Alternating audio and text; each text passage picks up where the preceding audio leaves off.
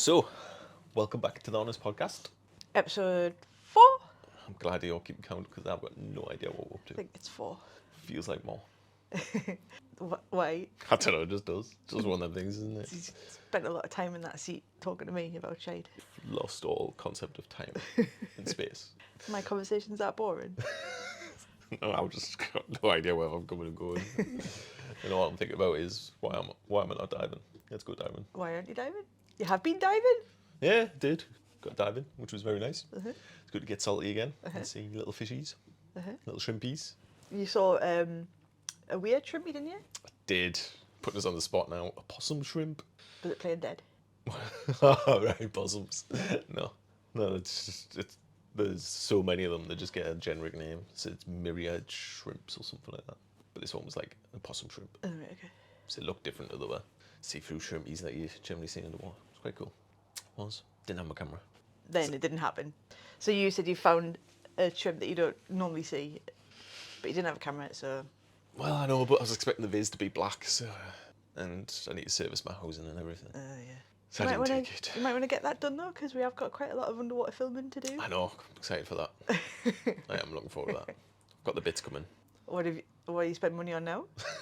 Service kit from Oh, right, okay. Get all that sorted. Right. How much was that? Nothing. I bet. It's magical. Can you service cameras then? Can't commercially, because I can't pressure test them. Oh, right, yeah. I need a pressure rig. Can I buy one? Depends how much they are. Yeah. Maybe one day you can add it to the Reg Doctor's, what do you call it, bow? Another string to your bow. My repertoire. Your repertoire. Mebs, yeah. Well, the Reg Doctor, like, lots of people are sending their stuff in now, so the Reg Doctor's obviously, the name's getting out there. Do you want to plug, while we're talking about it, just randomly? I think you've plugged it already pretty well. Well, it's on... I haven't plugged it at all because it's still not on the website. So Is it not? No, because I've been asking you what you wanted. I did it. The main page, like the landing page. I've been asking. All right. Postman. I've been asking you what you want the main page to include. Right. And you still haven't done it, and you still haven't told us what you want on the drysuit pages or the BCD pages. No, I've got it.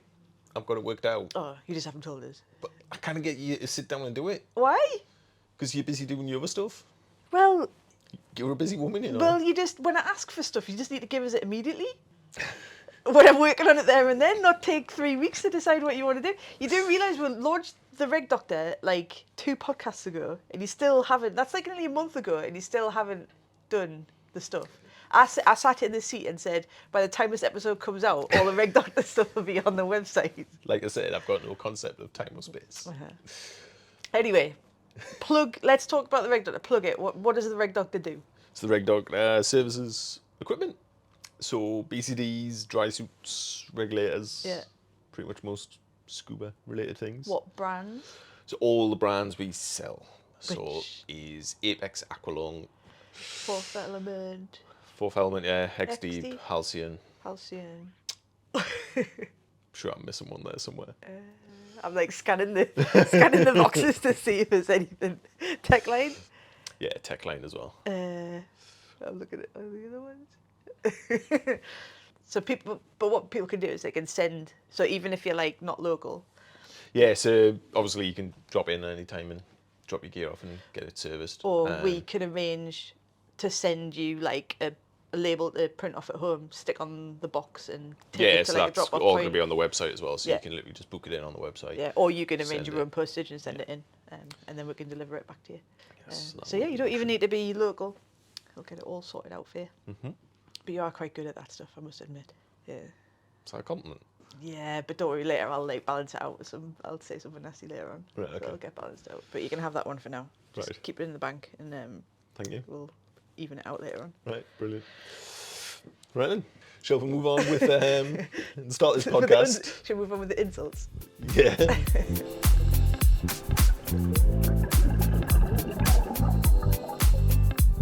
What is your bubble trouble? So I mean, this has been trouble in my bubble for like, Why do you always say it backwards? It really breaks my brain. because there's trouble in my bubble. But it's bubble troubles. Yeah. Right, okay.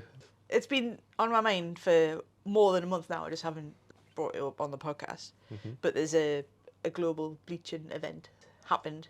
So NOAA, like the Right, yeah. the what I can't remember what that stands for, but they're like they watch the climate and watch the ocean temperatures and stuff. National Oceanographic. Yes, AA. I don't know, I can't remember what the AA. It's like association. Yeah, Association. yeah, something like that. But they monitor like ocean surface temperatures, and they can see that they predicted like ages ago that a bleaching event was going to happen, and it has happened Right.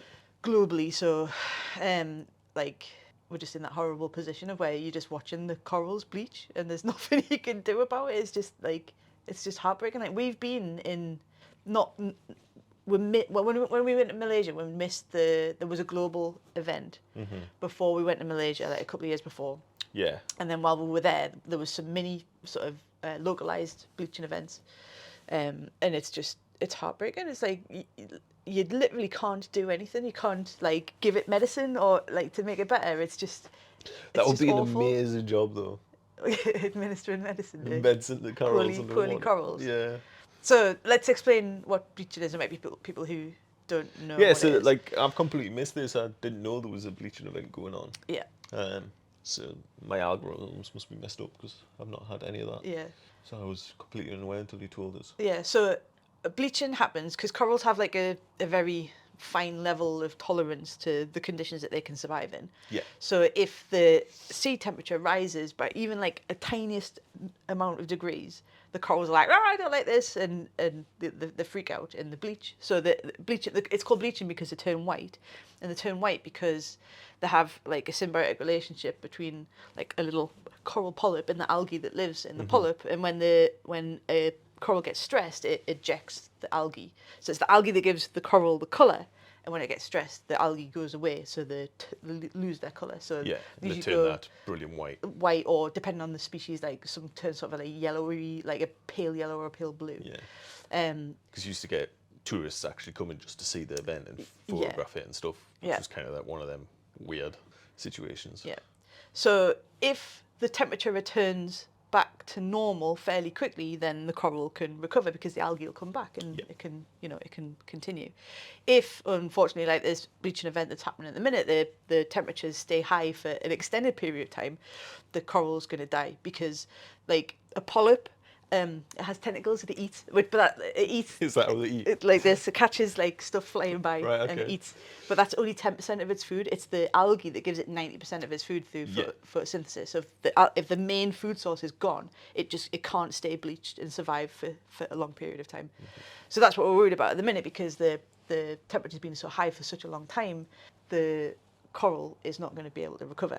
Right. Because when we were in Tiemann and we had the localized events, so we'd see the corals bleach for like a week, 2 weeks, and then the temperature would go back down again, and then they would come back to life because the algae returned. And the corals in Tiemann were quite resilient for that. Yeah. Like really strong, healthy corals there. So Yeah, it was because the island was in a weird little position. Yeah. Just how the ocean currents came in, it kind of made it And quite resilient. even for the 2010 event, like Tiemann, it bounced back okay, even though there was extended periods, it came back okay. But it's like the hardest thing about it is you cannot do anything to stop it. Well, you can, like, but individually, it's not like you can put a barrier around it and stop it from happening. And you can't do anything while it's happening except maybe try and remove the other stressors at the time. So keep people away from the sites that are bleached, so there's they're not accidentally kicking them or whatever, so there's no like continued like extra pressures on them, and then afterwards you're just crossing your fingers, just hoping that they're going to come back. Yeah, but yeah, it's one of them. It was even on the BBC News the other day. They were talking about like the average ocean temperatures and how much it's gone up. Like our mean average has gone up from like I think it was like 12 to 21 now. It's just a massive, huge spike. Yeah. And I've always kind of joked like, oh, it'd be amazing, like having warmer temperatures here. We'll get loads of cool species coming up and everything, and then we'll start having corals here. Yeah. But at the same time, they were talking about like there's just so many invasive species coming in. It's just altering even our landscape. Well, even if our temperatures increase, then our cold water corals are going to be screwed. They won't be able to. So like we might get different types of corals, but. So as an individual, I feel helpless because I can cut down on my carbon emissions and I can do everything I can, but it's like it's just more. It needs a higher level of input to do anything about it, and it's just awful. Yeah. So yeah, I feel at a loss. I don't know what the word is. Despondent.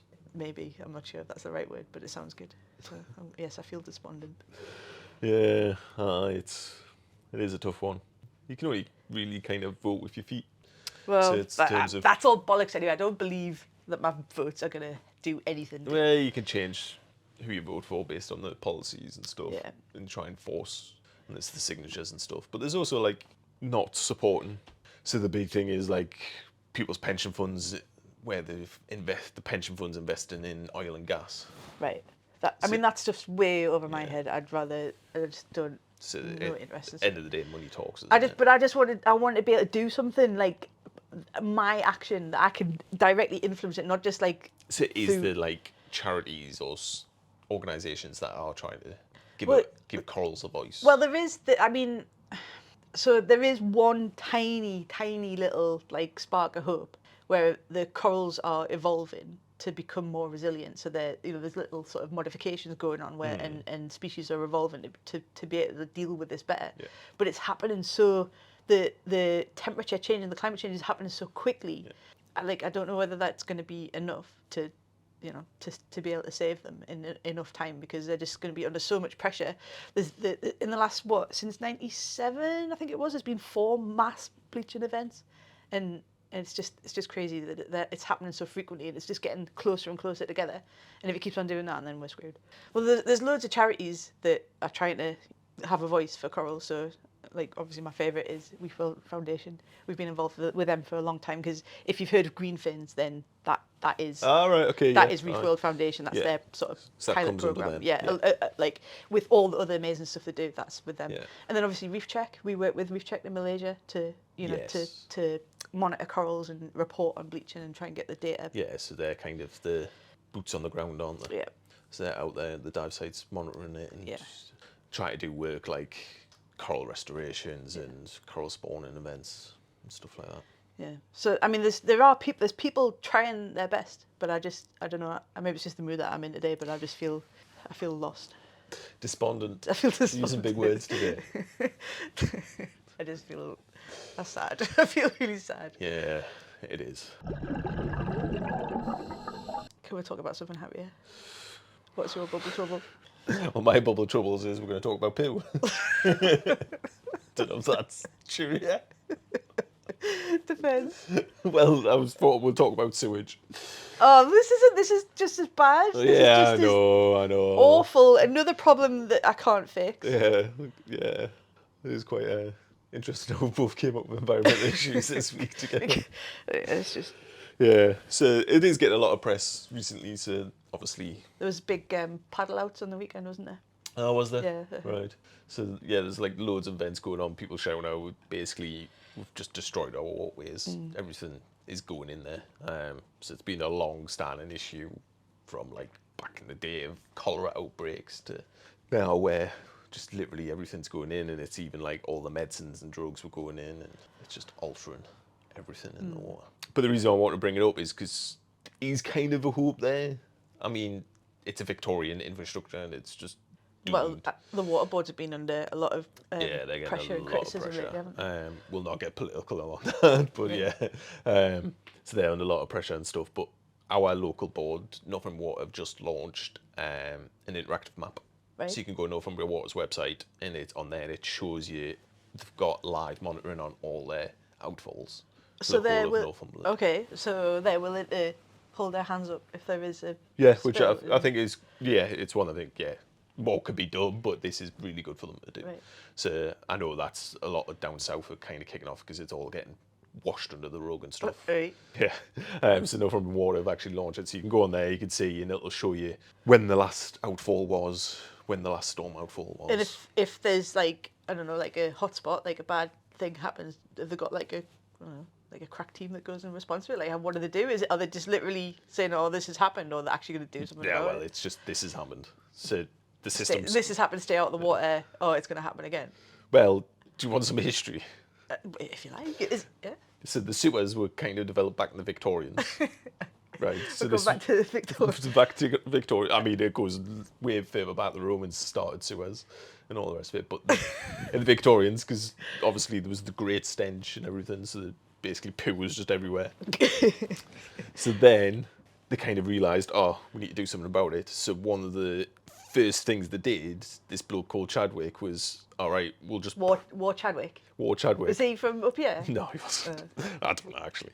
So they just pumped it straight into the Thames, and then there was a huge cholera outbreak. Right. And he kind of twigged, all right, we can't put stuff in the river because it's just going to be worse. But then they kind of realised, oh, we need to do something about it. And then there was basically Chadwick and this bloke called Basilgate, I think. War Chadwick and War Basilgate. Yeah. So they were basically opposing views. So Chadwick's system was going to be, you basically take all the sewage, but it gets pumped up to into the countryside, to the farms. Right. And basically have sewage farms that treat it. Right. Sounds familiar. Yeah. And then that goes into the farmland as fertiliser, Yeah. which is kind of the system we've got now-ish. Well, it's definitely the one that's in the field next to our house. Yeah. It's kind of what they're trying to implement now. Right. But unfortunately, he was basically shunned and told he was an idiot and a radical. And the engineers, Basilgate and that, came up with the Victorian system of, we'll just pump it into the Thames, but further out to sea. Right. Okay. So they made big, huge amazing tunnels to take all that sewage straight out to sea Right. and dump it out there. At least it wasn't in the city centre. Yeah, out of sight, out of mind. And then that was deemed such a huge success.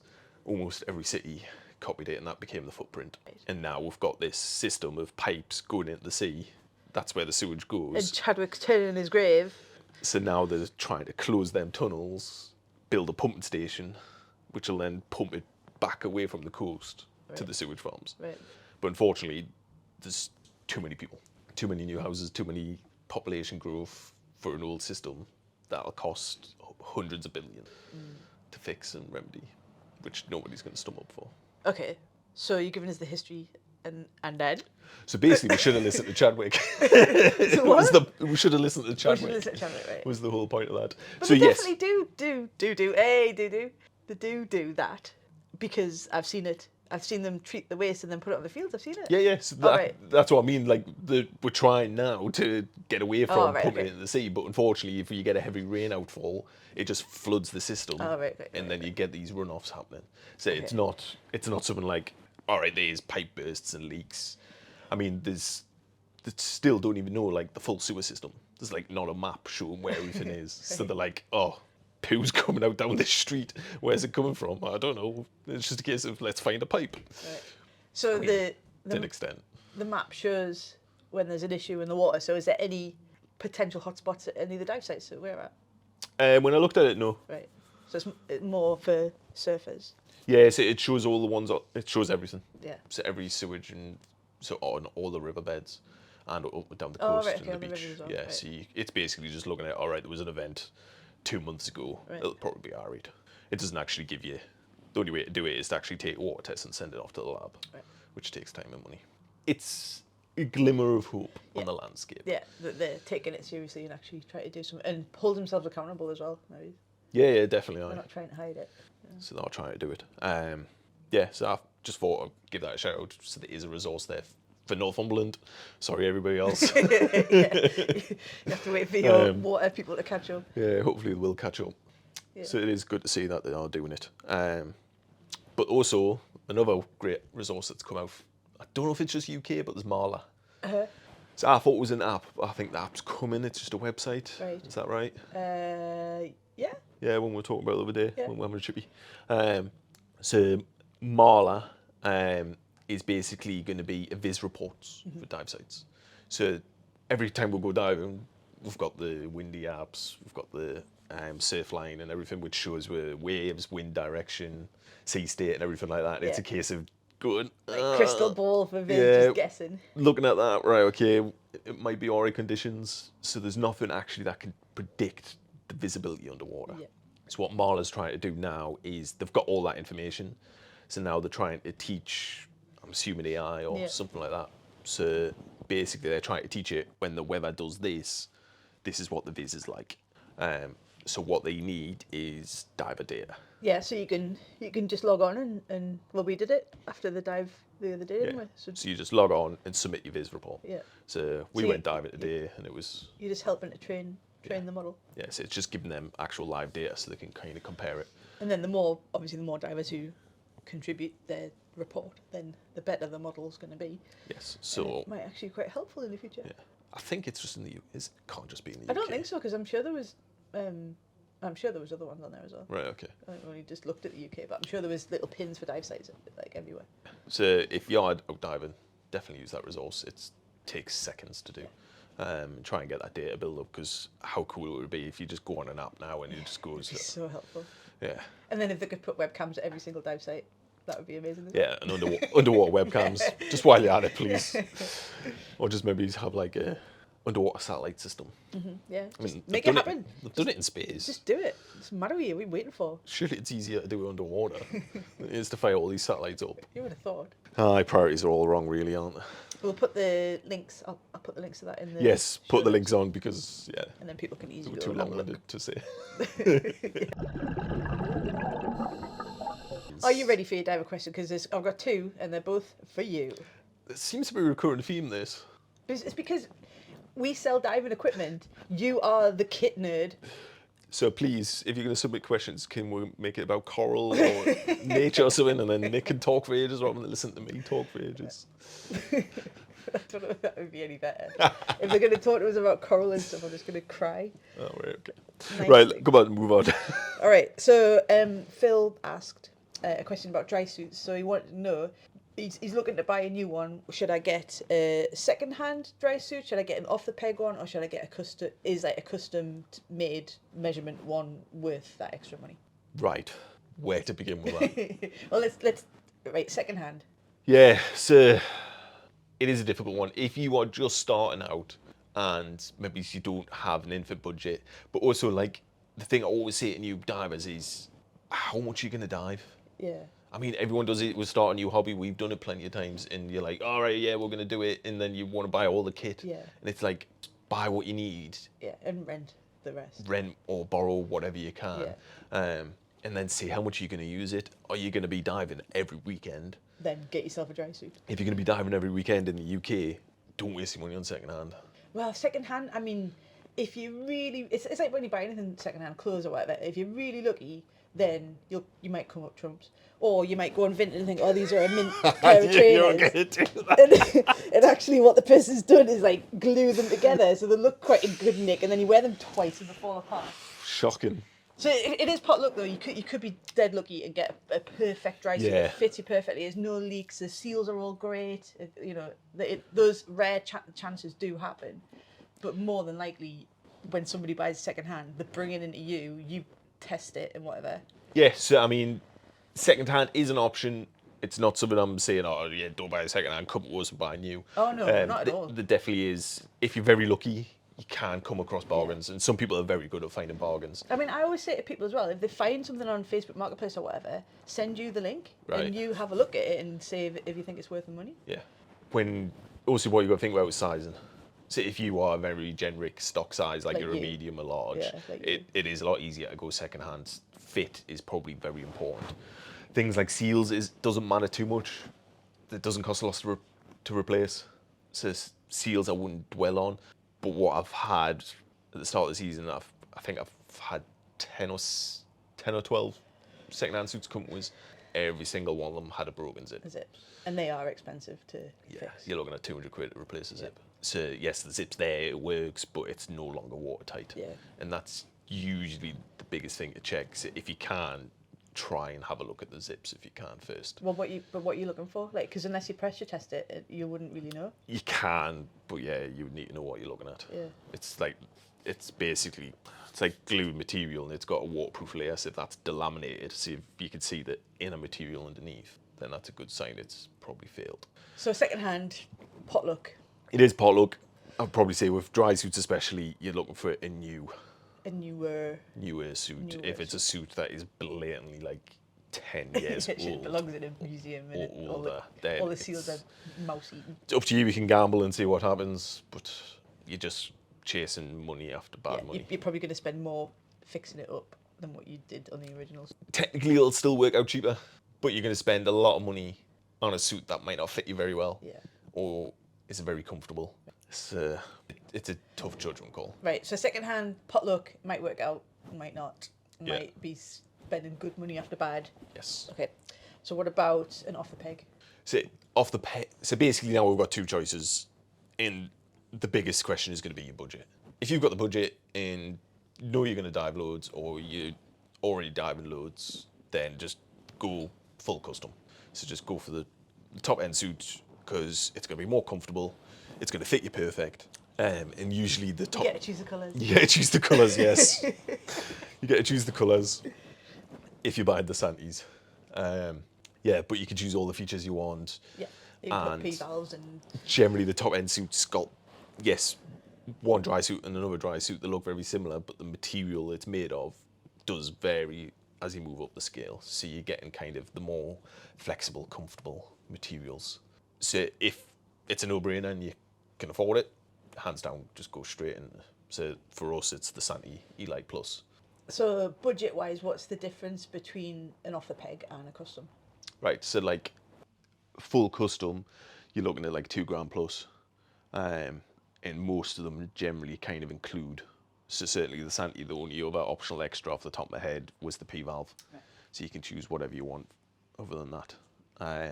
So that's nice. And also what you're getting with that is you're getting a made to measure. So there is custom options available which isn't made to measure, which is kind of like altering a stock suit. Yeah, like making the legs shorter. Yeah. Whereas with a lot of the made to measures is someone actually physically measures you and picks the sizes. Oh, suits you so with that tape measure. Yeah. I get to do that. Yeah. I'll add that to your list of skills for the Reg Doctor. You can make sure they do the end of the tape. We show my age, yeah, as well, because there's probably people who've got no idea. That's true. Yeah. You'll have to Google fast show. Anyway, yeah, so then you kind of what is called a stock suit, which is basically a suit that sits on the shelf, and that's it. It just comes as it comes. Yeah. And they'll just come as set sizes. Yeah. So for us, that's the Avatar range. Yeah. And the Sanity space as well. That comes as a stock option. So them type of suits, you were basically looking at 1,500. All right, so there's like a 500-ish quid difference between... No, it's probably more grand. That's not what you said. £2,000 plus. Yeah, the difference between 1,500 and £2,000 is 500. Right, okay, so, all right, it's £2,000 plus, as in it's like 2.5. Why? Why did you say 2.5? I don't know. Okay, so the difference between an off-the-peg suit and a custom suit is 1,500 to 2,500. Ish, yeah. Okay, so there is a big difference. Because if it was only 500 quid, I'd say, oh, just push your budget a little bit and just go for the custom, but £1,000 is a lot more. Yeah. Right. Yeah. Okay, now it makes sense. Yeah. It depends on what you're looking for. I say like 1,500. Actually, the basic Avatar is 1,200.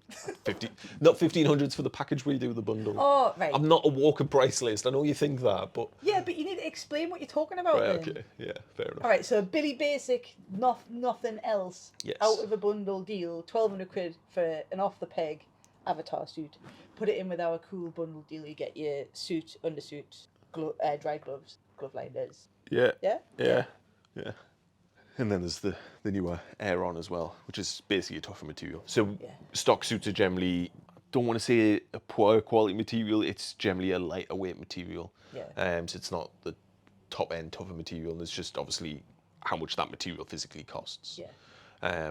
But like the Avatar, the 101, like the original one, that's really thin. So we would rather dive in sites where you're, scrambling over rocks and just like that. It's like school wear and tear. People don't take care of stuff if they don't. Yeah, and we did abuse them. Yeah, whereas customers do take care of them if it was their own. Yeah. So it's less of an issue with them. But the benefit you get in that is it's lighter weight, so it's a better travel suit. It's more flexible. It's breathable as well. So you do get trade-offs between that as well. So for me, purely the question is, what can you afford? What's your budget? Yeah, if your budget is for a top-end suit, you may as well just go for the top-end suit. And be happy. And just be happy and enjoy it and know that suit's going to last you. It's almost like an investment, isn't it, really? Yeah. Because if you're buying a second-hand one, it might last a season and then... Yeah, it's kind of a stopgap where, all right, you might get lucky, you can use it for a season, and you're like, I'm using this a lot, I don't really like it, I mean, when we first came back to the UK, we got some, not second-hand suits, but some cheap ex-demo suits. Oh yeah, we did, yeah. Uh-huh. Ex-display suits. Yeah. Just to kind of get we back in the water and Yeah. stuff, and then we just upgraded when we could. Every time a new suit comes out, you're like, oh, I'll get one of them. What are you going to get? That was permission, wasn't it? What are you going to get? Eli Plus. What colour? Do you want to know something? I think I'll just get black. It's so boring. I It know. comes in like mint colours, you're just going to get black. I know, like, I was like, nah, I would never get black. I used to take the mick out of Harry because he was just like, black. Like, you're boring, black. All the colours you can get. I don't know. You can't have orange. I know I can't have That's orange, my colour. but I quite like the grey with the black. I don't know. I think it probably will be either the blue. I do kind of like the red, but I don't know. Red's not my colour. So it'd probably be blue or black Fair enough. because I'm creative like that. All right, so now you've got to service. The Reg Doctor's going to have to service a lot. You need to get $2,500. Get servicing. No, that's not how this works. You just said I can go out and get one. You can drive it. The credit card will bounce. Right. Next question. Oh, yeah. Next question comes from Ron, and he wants to know what the best method for inflating an SMB is. Oh, right, yeah. Yeah. You regretted asking that question. Why did you go on and on and on and on? Which one about we do now? Brilliant. Could we not have just filmed you when you were talking to Ron? Then I wouldn't have to be here. So the main method that most people get taught, certainly this is how we used to always teach them, especially overseas, is basically the bottom's open and it sometimes closes with magnets, depends on the model, and you just shove a regulator in, press your page button, fills it up with air, and away it goes. And away. And away. Technically, there's nothing wrong with that. It works. I personally think there's issues with that. Yeah. I think you waste a lot more air because you're just free flowing your regulator, basically. I don't like how it's stuck in the bottom of the SMB with a loop in the string and the. I think it adds more. It takes up hands.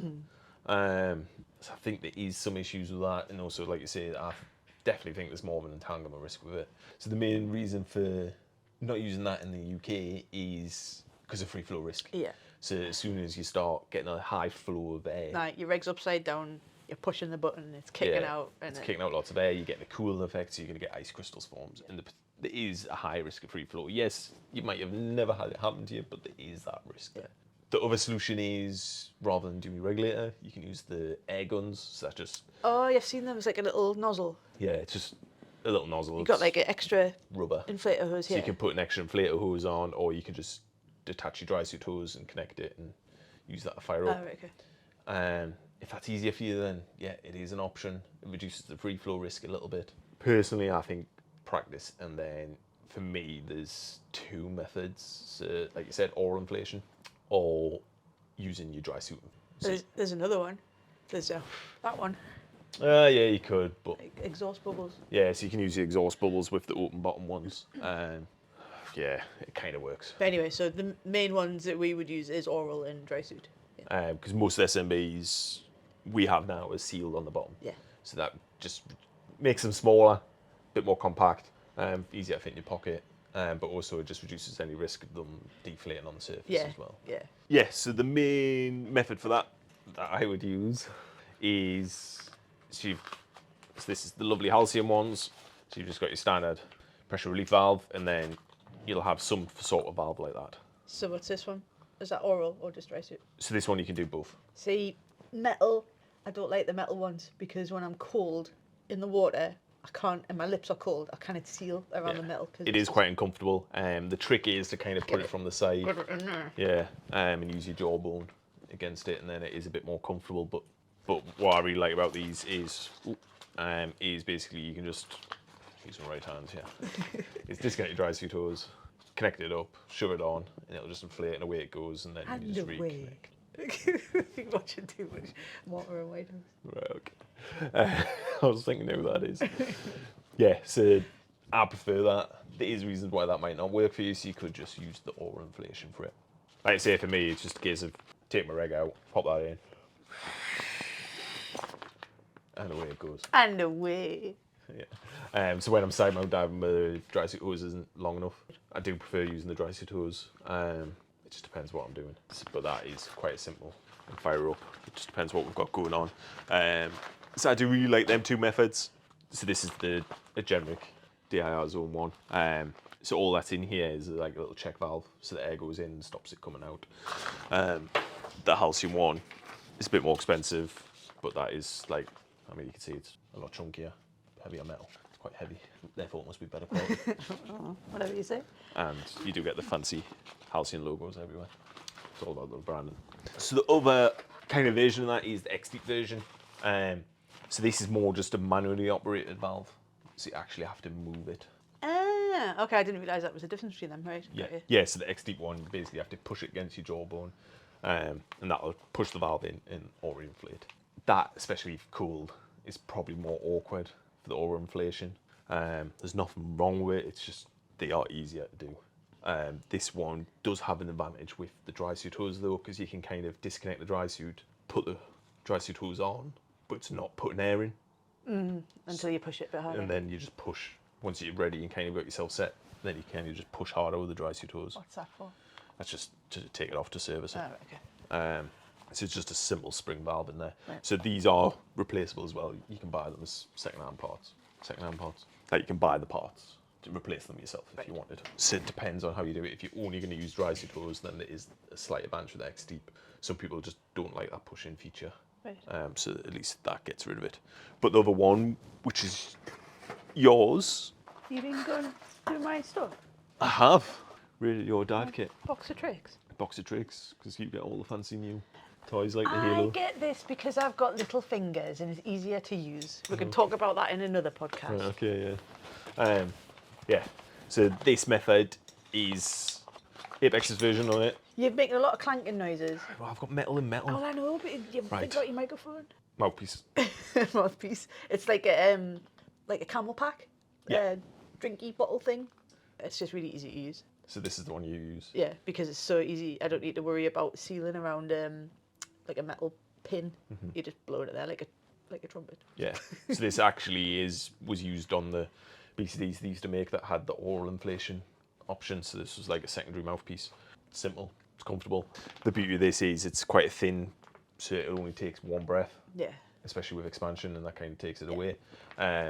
So that's kind of the thing you have to think about in terms of diving. Like, what type of diving are you doing? Are you going to be offshore, like get at risk of getting swept off by currents? Oh, so this, you would want a bigger one than this. Personally, yeah, it depends on the type of dive. If you're doing just like easy recreational, like shallow stuff, and you're not risk of getting dragged out to sea, then yeah, this is perfectly adequate. It's 1.2 meters, whereas you might want like a 1.8 or a wider one like the XDEEP ones. But then the bigger it is, the more air you've got to put in. But we do know that this works because this is the dSMB that I used when I got blown off the farms that day, and you still found it. Yes, true. So it does work. Yeah, it does work. Kind of that. But that's another story. Yeah, that's kind of that comfort factor.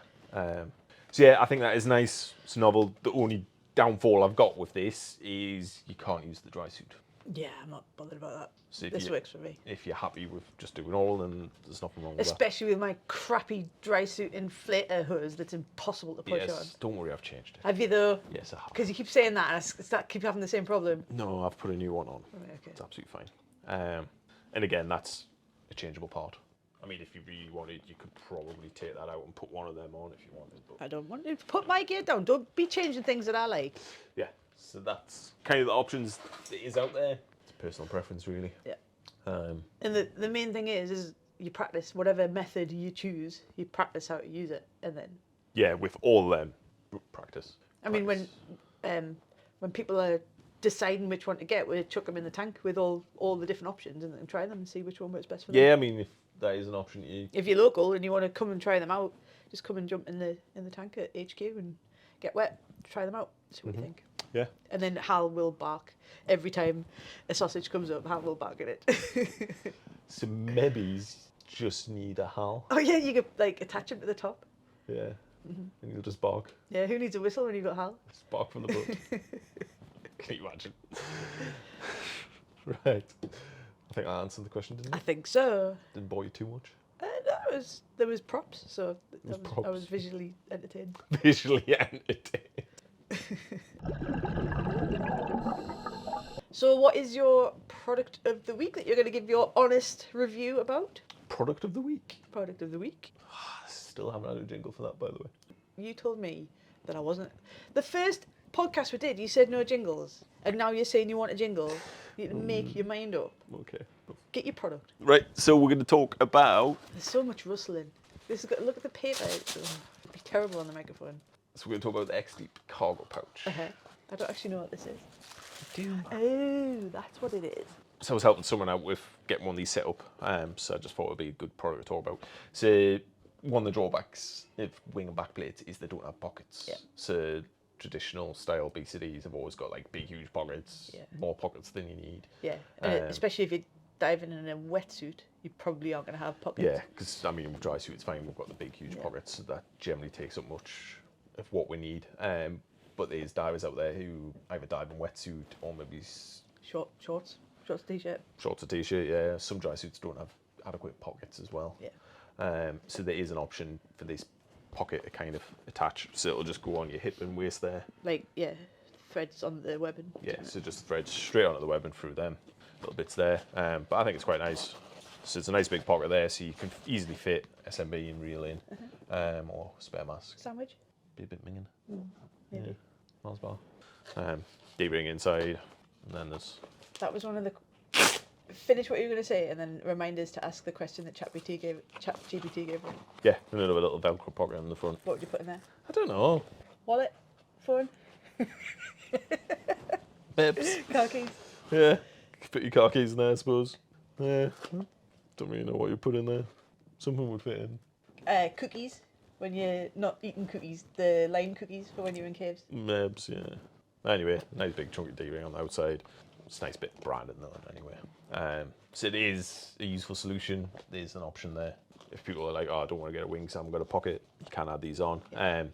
Now, certainly on XDEEP, we can attach the quick release weight pockets. Yeah, so that's basically sits in the waistband. This is actually designed to still fit over them. So that's why it's got like small slot, big slot. So this allows you to kind of fit it to the weight pocket over the top, so you can still have the weight pocket there, and then that'll still fit there. So XDEEP have thought of that. It does work, and we're going to do a separate video showing how, aren't we? You are. Am I? Right. So yeah, so because basically the person I was talking about was like, yeah, I can't find anything online on how to do it, so we will get a video up and running of that install so people can see how it works. Yeah. Price? I don't know, actually. Why do you not know how much things cost? Because I'm not a walking catalogue. You are. You do know, like... Only features and benefits, not prices. Yeah, we've got like 1,500 products on there. Well, why can't you remember the prices of them all? I'm going to guess about 50 quid. Everything's about 50 quid. You've got your phone, right? Look up. Oh, you've got it on aeroplane mode, haven't you? Yeah.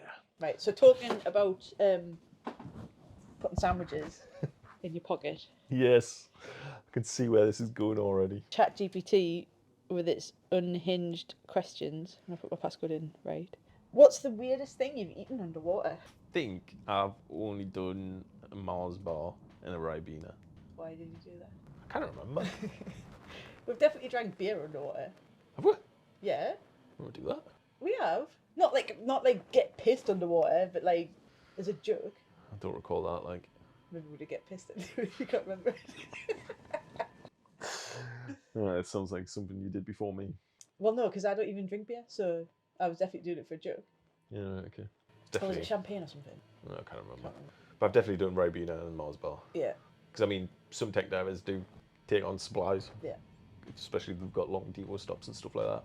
The better, like, a lot of seasoning. Everything will taste salty. Yeah, but at least a Mars bar is quite easy to manage underwater. It is, but, like, it's still minging because you chew and then... Hence the Ribena. So basically anything like in a carton on squeezy pack, that's quite easy to use. Like astronaut food. Remember the, what was it? It was during COVID, I think. And we were doing some charity challenge, trying to raise money. Can't remember what it was for. Anyway, we put Harry in the tank and we did like a live feed, like a Facebook live, and people were asking him to like do skills and, you know, like trying to challenge him to do things underwater. And one of the things was like to eat and drink underwater, so we sent him down like in a little fishing net, like I think it was a Milky Way. Yeah, I think it was, yeah. And I can't remember what he had to drink. I think it was probably a Ribena. Probably Ribena, yeah. Something like that anyway. But yeah, it is. It's a useful challenge, useful skill. I would recommend putting anything in your pouch. Certainly not a sandwich, could you imagine? Ugh, Well, soggy. what if it was like a tuna sandwich and then The bread. The bread, man. the bread? Oh, I can't deal with soggy bread. You can't deal with soggy food of anything. No, soggy's my ick. Like, no, that's just rank. The thought of it. Okay, anyway, we're getting sidetracked. Buzzer. Stop getting sidetracked. I know I started the sidetrack this, but moving on. Time to say goodbye. Well, that brings us to the end of episode 4. So, thank you for being here. Obviously, if you have anything to say about what we talk about, because we just talk shit, basically. It's just things that we think, in our honest opinion. There are a million ways to do things, so if you do things differently to what we do, we'd love to know about it. Yeah. Of course, because, like, there's one thing I do it, but people do things completely differently. Yeah, always. So I think the most important question that I've got for everyone is, how do you inflate yours? It's not a bloody cream egg advert. I want it to be. And if you have any questions that you would like to be answered on an upcoming podcast, then you can send them into hello@thehonestdiver.com. And yeah, we'll see you in a couple of weeks. Yeah, take care, guys, and happy diving. Okay, bye. Bye.